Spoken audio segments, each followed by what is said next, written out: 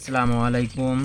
আমি যে জিরো বাচ্চা আনছিলাম কোয়েল পাখির, এই বাচ্চাগুলো বসান বর্তমানে 6 দিন হয়েছে। আর বাচ্চাগুলো বর্তমানে সুস্থ আছে। সুস্থ থাকার পিছের কারণ হচ্ছে আপনার ওষুধ পানি খাবার ঠিকমতো টাইমে ঠিকমতো দিতে হবে, তাহলে আপনার বাচ্চাগুলো সুস্থ থাকবে। আর বোর্ডিং অবস্থায় তাপমাত্রার নিয়ন্ত্রণ হিসেবে তাপমাত্রা ঠিকমতো দিতে হবে, মানে 35 ডিগ্রি সেলসিয়াস তাপমাত্রা দিতে সবসময় থাকতেই হবে।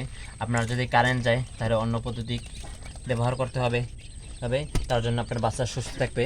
বুডিং অবস্থায় আপনি বাচ্চাগুলান বুডিং যদি ভালোভাবে করতে পারেন তাহলে অবশ্যই আপনার বাচ্চাগুলান ভালো থাকবে, সুস্থ থাকবে। আর আমি বাচ্চাগুলোর 6 দিনের বাচ্চারে খাওয়াইতেছি থায়াবিন আপনার প্যারালাইজ থেকে মুক্ত হবে। প্যারালাইজ আপনার হওয়ার সম্ভাবনা থাকে বেশি, এই জন্য থায়াবিন খাওয়াইতেছি।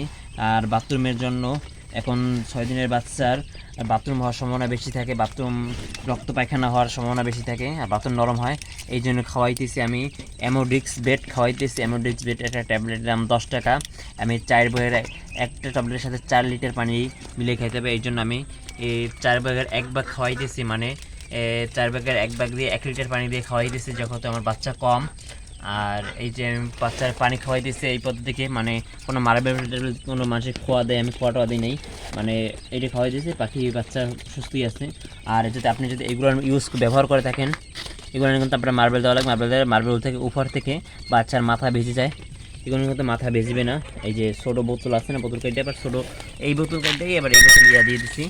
আর এগুলোনের যে এই যে এগুলো কিনছিলাম, এগুলোর ফাঁক বড় বড়, এই জন্য ফিটিং করতে পারছেন, পানি সব বের হয়ে পড়ে যায়। আর বাচ্চাগুলো বর্তমানে সুস্থ আছে। এই যে বাচ্চাগুলো দেখো তোমরা। সবাই ভালো থাকো। আসসালামু আলাইকুম।